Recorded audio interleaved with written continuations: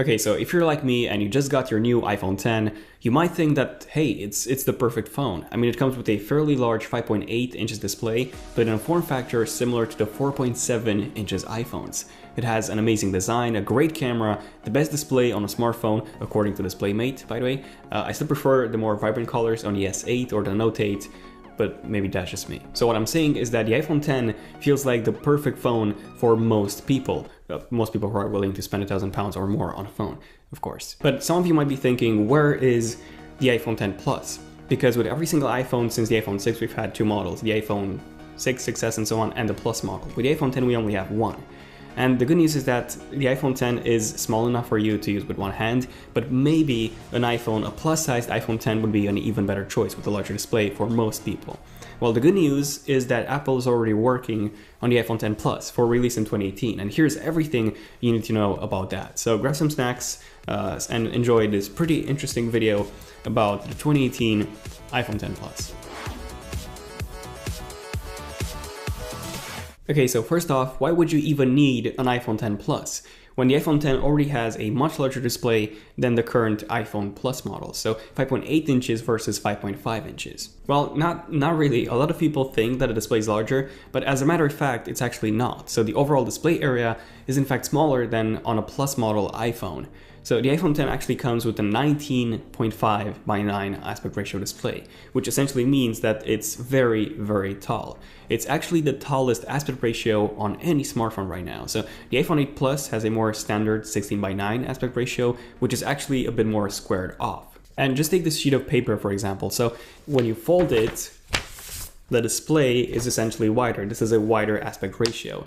But the display is also taller, essentially. So you get a larger display if you measure diagonally, but the entire display area is actually going to be much smaller than the full paper, essentially. And if you take a look at the width of the display, the iPhone 10 has the same display width as a 4.7 inches iPhone. It's just much taller than those. And by the way, the 5.8 inches display size on the iPhone 10 is actually measured up until the very top corners. So it does include the notch, which is obviously an unusable display area. So even though the iPhone 10's display might seem larger than the iPhone 8 Plus's display, it's actually smaller. And this actually has an impact on the entire UI as well. So if you compare, for example, the home screens alone, you can see that there's a much larger distance between each apps on the iPhone. So on the iPhone Plus, they're a bit more spaced out. But the biggest difference between the two is when you take a look at the landscape apps. So the iPhone Plus models, they actually have this landscape mode, which actually works in the home screen.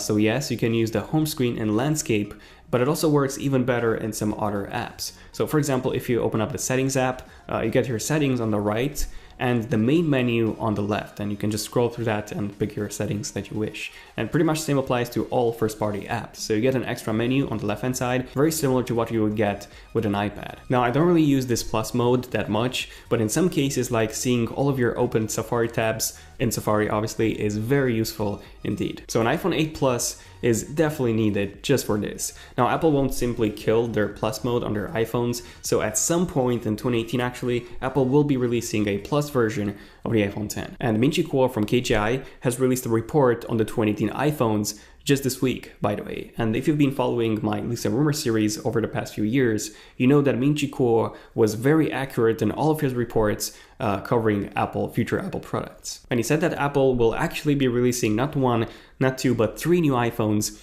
in 2018, all of them completely new and all of them completely based on the iPhone 10's design. So the first one would be an updated iPhone 10 with an improved camera and better specs, so similar to the S models that we've seen before up until the iPhone 6S. Now this would come with a 5.8 inches OLED display, and then he also said that Apple will be releasing a second model, a Plus model of the iPhone 10 as well, so a 6.5 inches iPhone 10. OLED display, that would be a massive phone. It would essentially make it about the same size as a Samsung Galaxy Note 8, which is not a small phone by any means. So the Note 8 comes with a 6.3 inches display. So in that case, the iPhone 10 Plus would have a display even larger than the Note 8. But then keep in mind that the Note 8, the form factor of the Note 8, is likely going to be larger than the iPhone X Plus, or about the same size, since essentially with the iPhone X Plus, you would have even thinner bezels than on the Note 8, especially when it comes to the top and bottom bezels. And now here are some of the renderings that Martin Hajek did. Hopefully that's how you pronounce his name, or Martin Hajek. But just take a look at how an iPhone X Plus would look like when compared to the iPhone X. So a very big size difference between the two. Now the concepts that he made feature the same size notch as on the regular iPhone X, which essentially means that you would actually get more room for your battery and Wi-Fi indicators. Maybe now you will actually have a battery percentage indicator, something that's actually currently missing from the iPhone X. Now, of course, that Apple could just, make the notch longer to keep it consistent with the iPhone X's design. But I don't think that's going to be the case, since they won't be adding any new sensors at all. But, maybe they want to keep the same space between the actual corners and the actual notch so that they can display the same indicators on all of their devices. But again, I don't think that this is going to be the case. So in that case, with the iPhone X Plus, we will see more indicators, which are always welcome. Now, apart from this, KGI also reported that the resolution of the display is also going to be increased on the iPhone X Plus, which, this is expected considering that we are getting a larger display, so the resolution is expected to increase.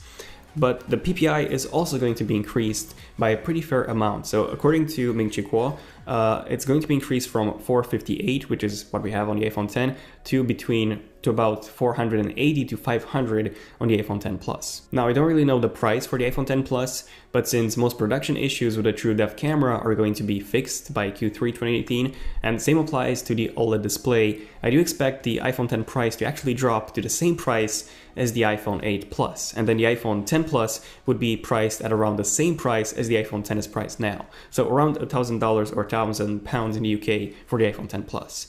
But then again, this is just my prediction. So the prices for the 2018 iPhone X and iPhone X Plus haven't been leaked yet. When they are, I'll let you guys know. But other than that, the iPhone X Plus is essentially going to be just a larger iPhone X. So exactly the same specs this time, just a larger and slightly sharper display. So you might be wondering which one's the third iPhone model that Apple plans to release in 2018, because I was mentioning that Ming-Chi Kuo said that 3 iPhone models were going to be released in 2018, not just 2.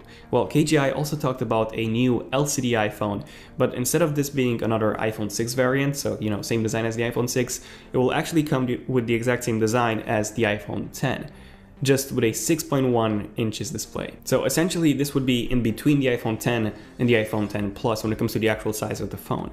Now, Ming-Chi Kuo said that this new 6.1 inches iPhone, that's how we're gonna call it, it would actually cost between $650 to $750 in the US and about the same in the UK. So essentially this would be Apple's lowest end offering, but it will still come with the exact same design as the iPhone X and even the True Depth sensing camera. Now, I'm guessing that Apple will have to make some compromises, especially if they want to keep the price as low as KGI reported. So compromises such as, I don't know, having the aluminum, an aluminum frame, or even a plastic frame. These are actually very possible compromises, and maybe even a single lens camera instead of the dual camera module that we have on the iPhone X and on the iPhone X Plus. Now, Ming-Chi Kuo also said that the resolution of the display is going to be lower on the 6.1 inches iPhone. So we're going to get about 320 to 330 PPI, so probably 326, that's Apple's magical number. So quite a big drop from the 458 on the iPhone X or 480 to 500 on the 6.5 inches iPhone X Plus. And it seems that the main reason why Apple will have a new design in all of their iPhone models next year is because they want to remove the home button, and they also want to add Face ID to all of their iOS products. And yes, in that case, Touch ID will be dead entirely, unfortunately. And yes, this will also include the new iPad Pros as well. In case you want to know more about the 2018 iPads, I've actually done a video on all the 2018 iPads, so definitely check that out if you want to know more about what to expect in 2018 on all the iPad models, the iPad mini, regular iPad, and the iPad Pro. Let me know in the comments, by the way, what do you think about the iPhone X? Do you think it's too small? Would you actually get an iPhone X Plus next year? Or do you think the cheaper 6.1 inches iPhone would be an even better choice? Subscribe if you want to see more Leaks and Rumors episodes like this one. And also don't forget to enable notifications by tapping on that bell icon so that you get notified as soon as a new cool, epic, cool video, tech video comes out. Now, in case you're wondering, yes, I do think that the iPhone X is currently a bit too small. So I would personally get an iPhone X Plus next year. I would probably get it, but I'm really curious to see how the cheaper iPhone 10, iPhone 11, whatever, 6.1 inches iPhone will actually do when it comes to sales and also performance. Because if you think about it, having a larger iPhone 10, because essentially it's going to be an iPhone 10, so a larger iPhone 10 with an LCD display and significantly cheaper than this, well, that would be a deal breaker, because even the LCD displays on the iPhone 8 and 8 Plus, they're really, really good. They're essentially the best LCD displays on any phone. They're just not OLED and they're not high resolution enough when compared to the actual iPhone 10. But yeah, this has been pretty much it. So thank you for watching. Feel free to like if you enjoyed it to let me know. I'm Daniel and I'll see you guys in my next one. Son of Tech, signing out. Cheers.